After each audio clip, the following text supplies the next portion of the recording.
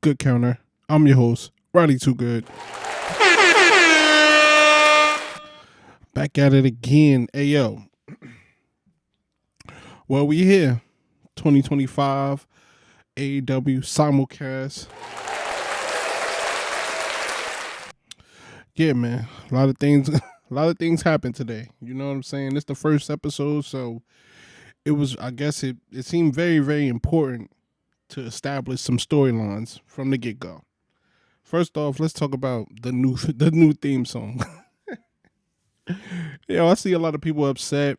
I see a lot of people like mad. Oh, it don't match. Listen, man, I'm so excited by the Pointer Sisters, man. Come on, man. I get it. I get it.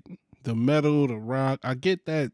That is synonymous with wrestling, but we have to switch it up. You know what I'm saying? And I'm not saying a lot of y'all people not wrong, but I'm just saying it's good to switch certain things up because a lot of things get repetitive.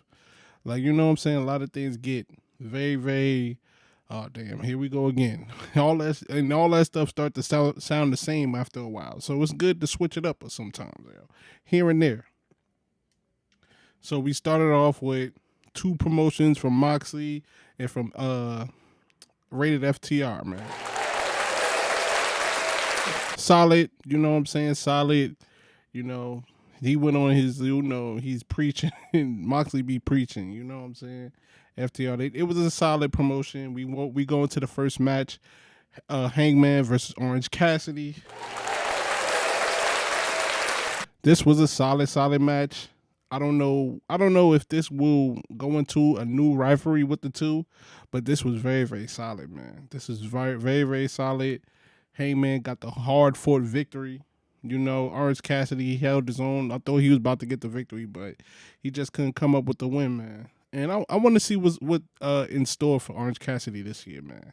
I feel like he definitely finished off the thing strong. It looked like he cared a little bit more. You know, his character is just this cool, laid back person who really doesn't care, but it seems like he's starting to care a little bit more. Like each like every more and more it goes on. It seems like Orange Cassidy is starting to care. But yeah, I don't know. Would y'all like that rivalry? Orange Cassidy versus Hangman? It is very, very odd because you got a person who doesn't care with a person that overly cares. Like, and Hangman, he has mastered the art of looking insane. I promise you. Like every time they catch that shot of him creeping up for the buckshot lariat, it just looks like a crazy person. Like, you know what I'm saying? So we moving on. Oh, and then after that, you know, he started beating up Orange Cassidy after the match. Like he was like hit him with like two buckshots in a row, still was beating him up. Christopher Daniels came out there trying to stop it. He started attacking him. Christopher Daniels on the floor, like, come on, man, I'm your friend. He's still beating him up.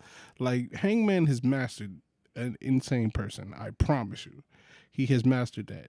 It's not even close. But we got the Jay White promo basically saying, yo, all y'all gonna bleed to the switchblade. He said, I'm going up against two former champions in AEW, but hey, man, I don't care about that. It's my time now. That was a solid promo. Then we get into the next match. This match was crazy. Yeah, we got the Acclaimed versus the Hurt Syndicate. Now, they showed like a short little program as the Acclaimed was walking out. Max Caster, he basically was saying, hey, man, this is serious. We going up against the Hurt Syndicate. Like, yo, I'm not doing all that.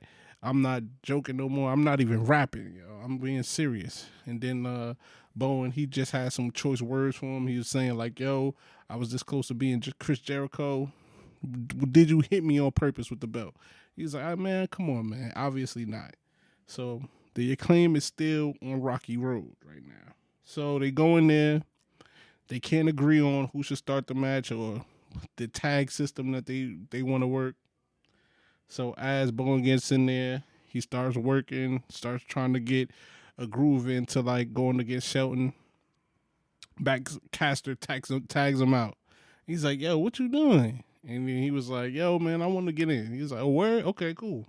You could get in for the whole match. And then as he get in, Bobby Lashley comes in. wrecks this guy. Like, yo, Bobby Lashley, they just gonna book Bobby Lashley as a complete monster, bro.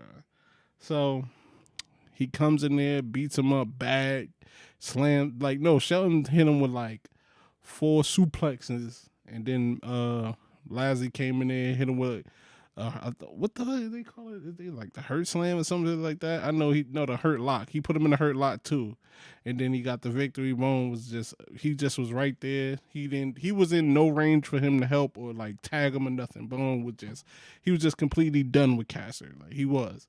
So it's going to be interesting to see where that develops. So we got Swerve.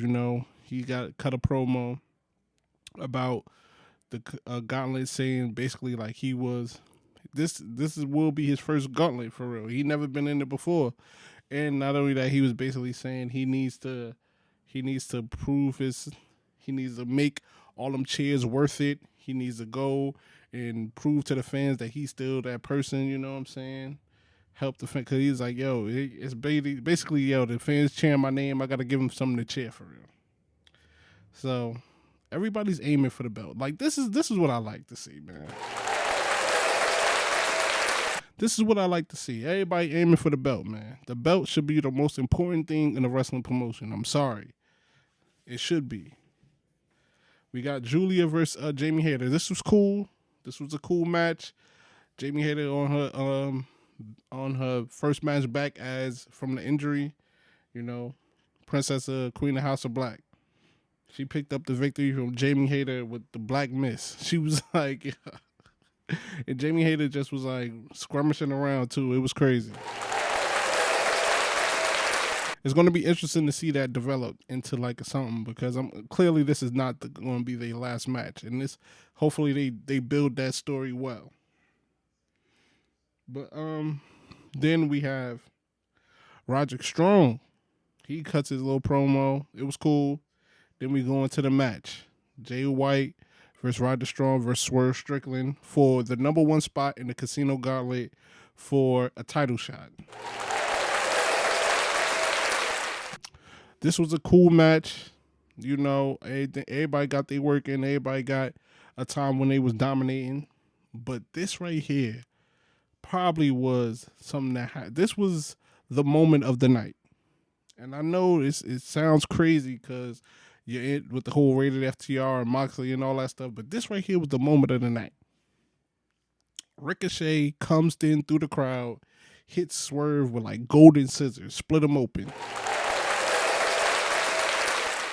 Then basically cost him the whole match. Jay White, he hit Roger Strong with the switchblade, got him up out of there. He got the victory, so it cleared out. Ricochet still was beating up Swerve, put him in there and hit a couple times with the damn, I keep on forgetting the move, the Soul Gun or something like that, Ray Gun or whatever that move is called. But he just looked like a complete sadistic person, bro. Like, it's one thing to like beat somebody up and make them all bloody and like your gear. He had like his suit on and he had his glasses. He was headbutting him, so he had his blood like dripping down on the glasses and his forehead, and he had a button-up tee with the tie. He was all bloody and stuff, so it looked crazy, bro.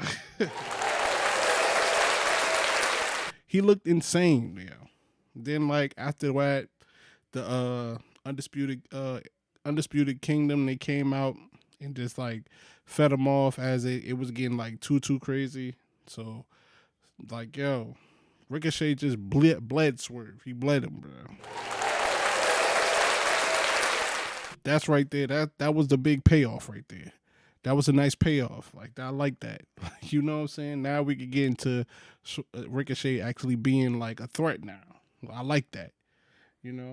So we heard from Jeff Jarrett. It was basically he was seen to like retire, but Jeff Jarrett basically announced that he did sign his last contract as a professional wrestler.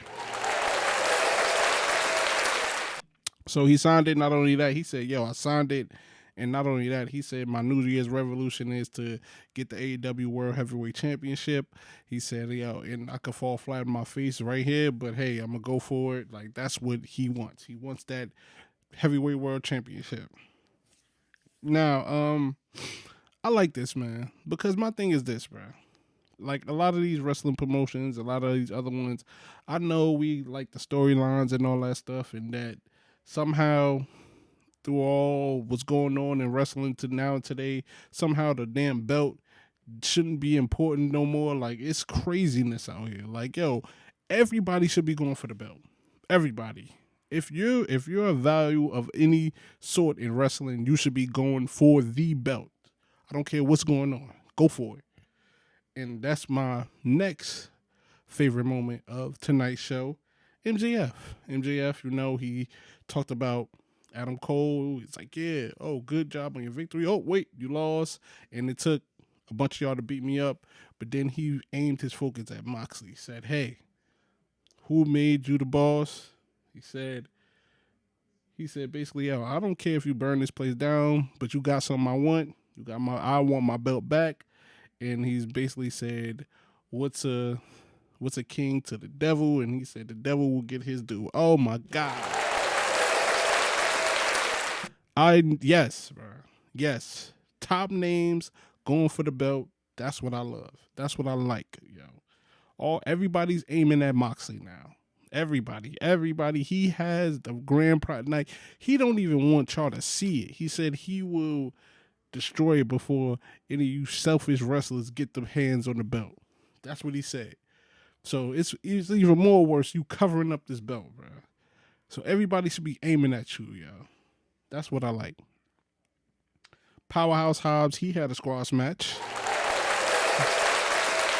That's what I like to see. He got some two dudes right up out of there. Book him just as incredible and strong as, like, yo, come on, man. FTR versus Death Riders. This was solid, man. I can't even hold you. This was solid. It was a cool match. It was a solid match. FTR rated off FTR. They got the victory. You know what I'm saying? Of course, it was shenanigans. You know, Jay White, he came out, hit Yuta with the switchblade. You know what I'm saying? Menina, she got involved early. So they pinned Yuta and they got him up out of there. So, and not only that, we still got rated FTR. They will be fighting a learning tree on Collision this Saturday as well. So, all in all, this was a good, solid first match of the year for AEW. Not only that, they established a lot of stories.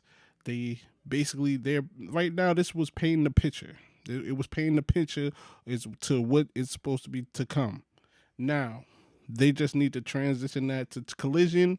And not only that, we're going to see what's going to happen with Collision. Not only that, we got Kenny Omega. We will hear from Kenny Omega next Dynamite.